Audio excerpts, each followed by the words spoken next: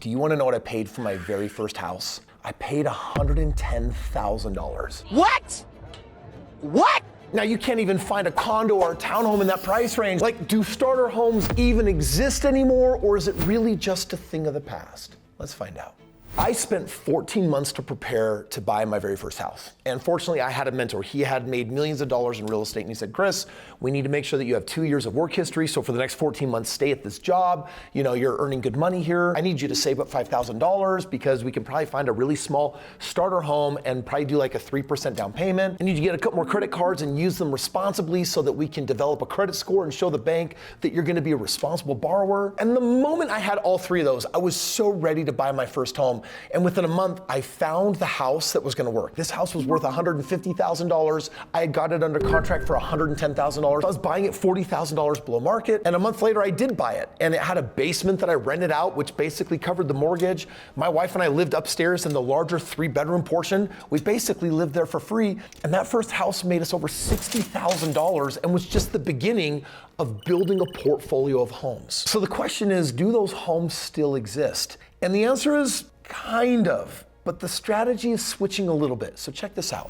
Buying a home is a major part of the American dream. Wanting to buy a home, however, doesn't necessarily mean that you'll be able to afford one, especially if you're buying for the first time. So let's talk about the starter home. It's typically the first home you're gonna buy. It's definitely not gonna be the last home that you're gonna buy. And these homes are affordable traditionally, right? They're entry level. They're definitely not a dream home, but it's a great way for you to get started. But finding these homes in today's high price market, it's hard. And is it gonna get easier, or is it actually only gonna get harder? So let's talk about how the market has changed and why it's becoming harder. Finding an affordably priced starter home can be difficult these days. Housing demands are super high, and there's an ongoing housing shortage, which means there's simply not enough supply. And real estate, its pricing is really a function of supply and demand. So right now, we have a historic problem.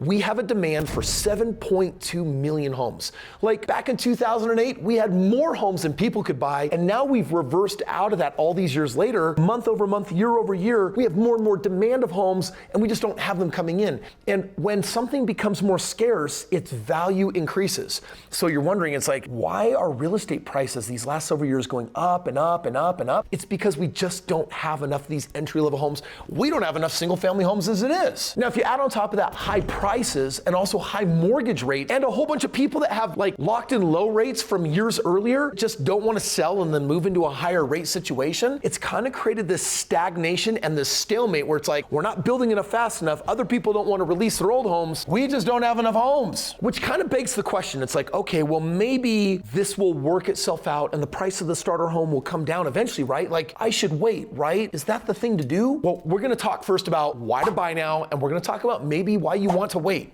For buying now, you have to understand that there's always gonna be market uncertainty. Future market conditions are unpredictable, and waiting may result in different, possibly unfavorable circumstances, as in like, do I personally believe that the price of real estate is gonna keep going up over the next decade as we try to solve the supply-demand issue? I do. I believe that year over year over year for the next 10 years, prices are only gonna continue to increase. And on top of that, you have equity building. It's like, yeah, it might be expensive to get into a home, but you understand that when you own a home, you're getting it paid off over time, and you might lose a decade waiting versus just renting, which is just throwing your rent money away. But mainstream ideology is speaking up and saying, actually, you should probably just wait. Because in time, you know what? Prices are gonna come back down. That's the reasonable thing to think. You know, interest rates are gonna lower, and so if you just wait, it's gonna get better. And on top of that, it's just like, why are you trying to get a home right now? They're so expensive, and you want that forever home someday, so just wait so you don't have to like jump from house to house to house to house. And the competition is like out of this world, right? Like the high price homes don't have a lot of competition. You're trying to get a starter home,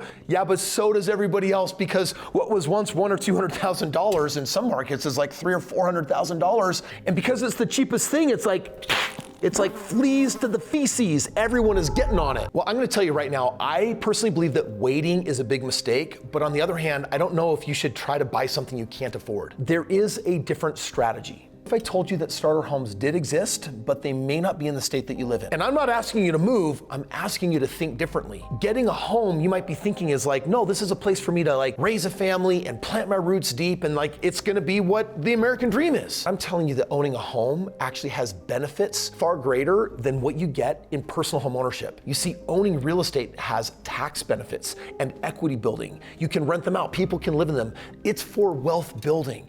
And that's the biggest thing that saddens me me about what's changing in our economy is that there's a lot of people that are not getting that first-time homebuyer experience, which, by the way, as cool as it is to own your own home, would actually give you so many more benefits of just owning homes through time. As in, when you get to 65 years old, you're gonna have put money into your retirement for 40 years, and on average, it's gonna be $254,000. But the average American right now has $299,000 in equity, and that's an accidental retirement plan. Their home literally has more saved in it than their 401ks and their IRAs, which means that if you can actually buy homes as an investment strategy and buy 3, 4, 5 of them, you literally can retire a millionaire or a multimillionaire. And that's what I don't want you to miss out on. There are places to go and strategies at work that will build you a tremendous financial future, but it may not necessarily be buying a home right now just for you. And if you want to learn more about that, I want to invite you to get a free game plan from me.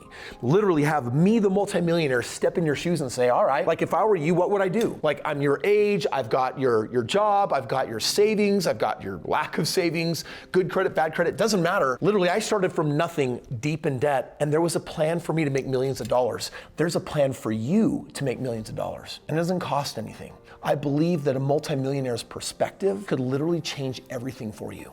So I'm gonna invite you to click the link below in your information, request a free game plan, and let me and my team reach out to you and share with you how there's still a way for you to get in the game. There's still a way for you to play it successfully. There's a way for you to win. Yo, Kris, you're talking about real estate investing. Bro, I know people that lose money in that game. Like, there's all sorts of mistakes that you can make in it.